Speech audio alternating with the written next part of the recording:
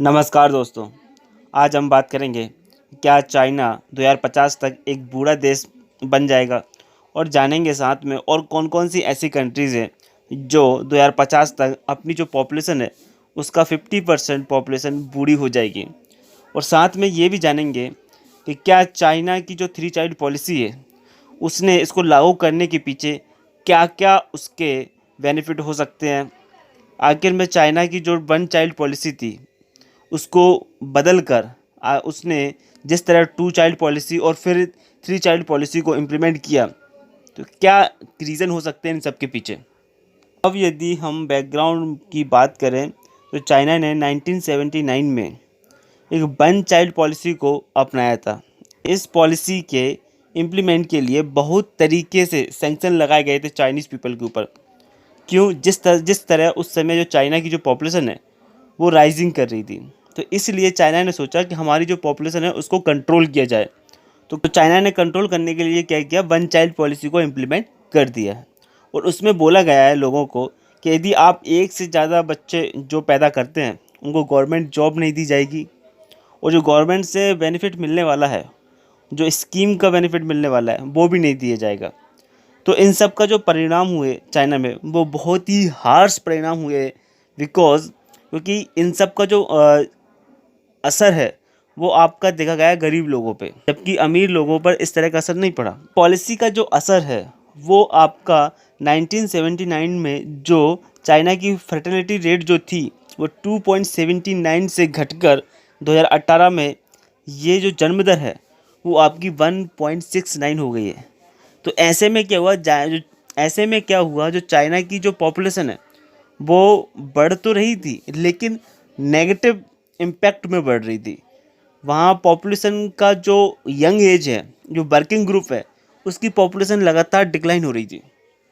लेकिन चाइना की इस पॉलिसी की कुछ बुराइयां भी सामने निकल कर आई, जैसे यदि कोई अमीर व्यक्ति एक से अधिक बच्चा पैदा करते हैं तो वो लोग आसानी से फाइन भर देते थे, और उनको कोई गवर्नमेंट स्कीम का लाभ भी नहीं लेना होता था। तो ऐसे में जो इम्पैक्ट पड़ा 1 चाइल्ड पॉलिसी का वो सिर्फ गरीब लोगों पे पड़ा है, अमीर लोगों पे नहीं। और दूसरी बात मैं बताऊं आपको, यदि कई जो ऐसे मिडिल क्लास फैमिलीज़ हैं चाइना में, उन्होंने क्या किया, जैसे ही उनको पता चला कि हमारी जो चाइल्ड है वो एज अ फीमेल है, क्योंकि चाइना में भी क्या पेट्रियार्की मानी जाती है। जब कोई फीमेल जन्म लेती है वहाँ चाइना में, तो वो या तो वो छोड़ जाती है या उसकी डेथ हो जाती है, या फिर पहले ये चेकअप के टाइम पे उसको अबॉर्शन कर दिया जाता। तो ऐसी चीज़ें सामने निकल के आई, जिससे क्या हुआ, चाइना का जो सेक्स रेशियो है वो बहुत कम हो गया।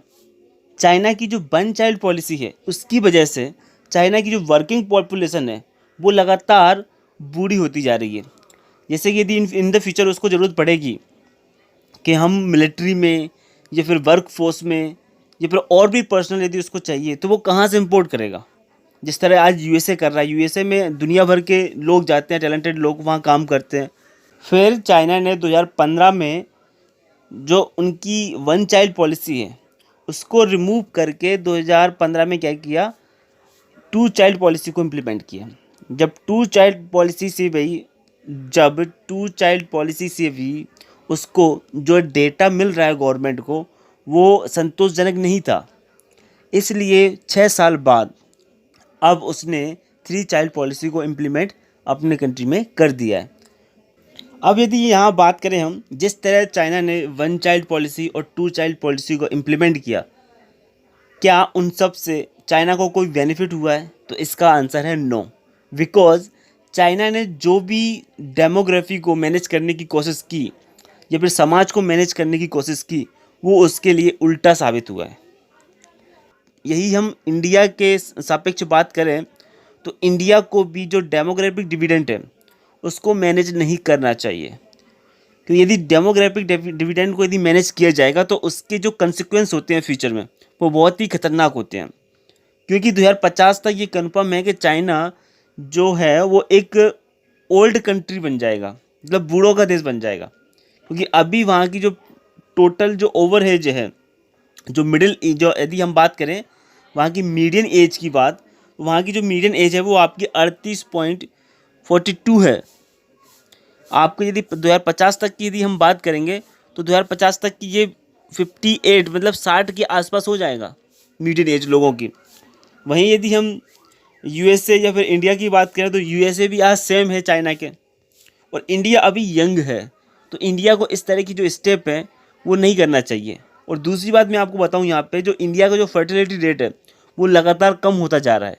तो ऐसे में ऑटोमेटिकली जो समाज के द्वारा लिए गए स्टेप से यदि हमारे देश में जनसंख्या कम होती है वो सही है, लेकिन गवर्नमेंट इसको मैनेज करे वो कंसिक्वेंस के रूप में सामने आएगा, और एक समय ऐसा होगा कि हमें उसके जो परिणाम है वो बहुत बुरे हमें जो उसके परिणाम है वो बहुत बुरे भुगतने पड़ेंगे।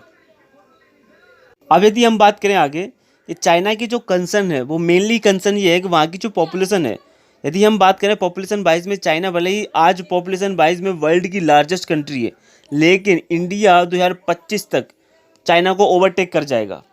सेम यदि हम बात करें कि चाइना को आखिर में कौन कौन सी समस्याओं का सामना करना पड़ सकता है यदि उसकी वर्किंग पॉपुलेशन है वो लगातार डिक्लाइन करेगी, तो सबसे जो पहला जो कंसिक्वेंस होगा वो आपको होगा लेबर फोर्स।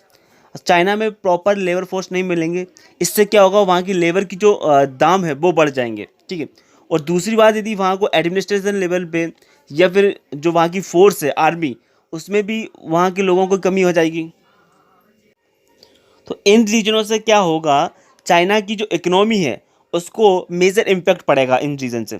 तो एक ये इसलिए चाइना ने क्या किया, जो 3 चाइल्ड पॉलिसी है उसको इंटेंसिवली इम्प्लीमेंट करने की विचार बनाया है। अब यदि हम बात करें यहाँ पे, क्या 3 चाइल्ड पॉलिसी जो है चाइना की वो सक्सेसफुली इम्प्लीमेंट हो पाएगी, इसका आंसर है नो। बिकॉज क्योंकि वहाँ की जो समाज की जो मानसिकता है वो अब ये डेवलप कर चुकी है कि जैसे कि छोटा परिवार होता है वो सुखी परिवार होता है, हमें किसी दूसरे की परवरिश के लिए जो एक्स्ट्रा इनकम करना पड़ता है वो नहीं करना पड़ेगा। अब वहाँ के लोग इस चीज़ की हैबिट, अब वहाँ के लोग जो है वो हैबिचुअल हो चुके हैं 1 चाइल्ड पॉलिसी के लिए। मोस्टली क्या होता है वहाँ चाइना में, यदि कोई बच्चा जन्म लेता है तो वो मेल होता है। तो इसलिए चाइनीज़ जो लोग हैं, मैं आपको बताऊंगा कई ऐसी कंट्रीज़ हैं, चाहे आपके पाकिस्तान देख लीजिए, चाहे आपका मलेशिया देख लीजिए, या इंडोनेशिया देख लीजिए, या वियतनाम देख लीजिए, ये जो पड़ोसी कंट्री यहाँ से तस्करी की जाती है ब्राइड वुमेन की।